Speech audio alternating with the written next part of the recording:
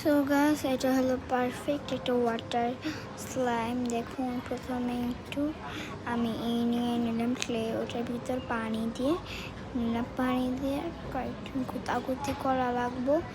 গুতাগুতি করার পর দেখবেন এটা হলো নিজে নিজে উপরের পাটটা ছেড়ে দিচ্ছে। দেখতেই পাচ্ছেন উপরের পাটটা ছেড়ে দিচ্ছে।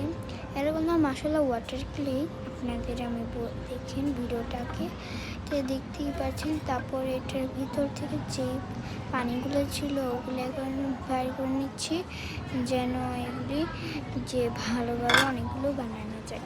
পরে এগুলি করার পর এই যে আমার হাতে যেটা আছে এটা ফালিয়ে দিতে হবে। আগে আমি এটা করিনি, আমার এক হাতে ক্যামেরার জন্য ভালো মতন করতে পারতেছি না, দেখাতেও পারছি না। তারপর ওটা ফালিয়ে দিলাম, এটাও ফালিয়ে দিলাম, একটুখানি ছিল একটু ফালিয়ে দিলাম। তারপর দিতে হবে ক্লিয়ার গ্লু যদি না দিই তাহলে এই ওয়াটার স্লাইমটা হবেই না।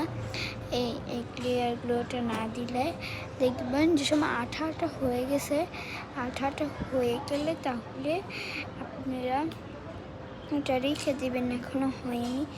এরকম পারফেক্ট ওয়াটার ক্লে। এটার ভিতরে যদি ক্লিয়ারগুলো না দিই তাহলে স্লাইমটা হবেই না। তাই আমি সুন্দর করে ক্লিয়ারগুলোটাই দিয়ে দিলাম যেন এটা হয়। তারপর এটা করার পর তারপর হলো ভালো মতন অনেকটা দিলাম যেন আঠাটা ভালো মতন হয়। তারপর হাতে ছিল সাবানের ফেনা, ওই সাবানের ফেনাটা দিয়ে দিলাম। আপনারা অ্যাক্টিভিটারও ইউজ করতে পারেন, কারণ এই সাবানের ফেনাটা অ্যাক্টিভিটার মতন ইউজ করার জন্য এরকম থাকে, দেখতেই পাচ্ছেন। এরকম খুব পারফেক্ট একটা স্লাইম হয়েছে। এটা ভিতরে সাবানের ফেনায় যদি না দিই তাহলে একটু হবেই না। এদিকে আরও সাবান ফ্যান আমি করতেছিলাম হাত দিয়ে, নিচে করে নিয়ে তারপর আবার দিলাম সাবানের ওই যে ফ্যানের বটল আপনারা ফ্যাশন ফোম বা অ্যাক্টিভিটার ইউজ করতে পারেন।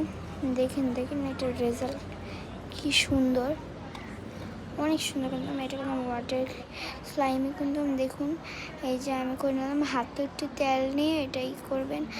এটা আমার এক হাতের জন্য আমি এটার উপর দিয়ে বেলুনটা ফুলাতে পারছি না, তাহলে আমি ফুলাতাম। আমার এক হাতে ক্যামেরা এর জন্য করতে পারেন। আপনারা কিন্তু হাতে যদি এটা না লাগে তাহলে একটু তেল নিয়ে নেবেন, আর হাতে যদি লাগে তাহলে তেল নেবেন, যদি না লাগে তাহলে নেওয়া লাগবে না। Bye bye.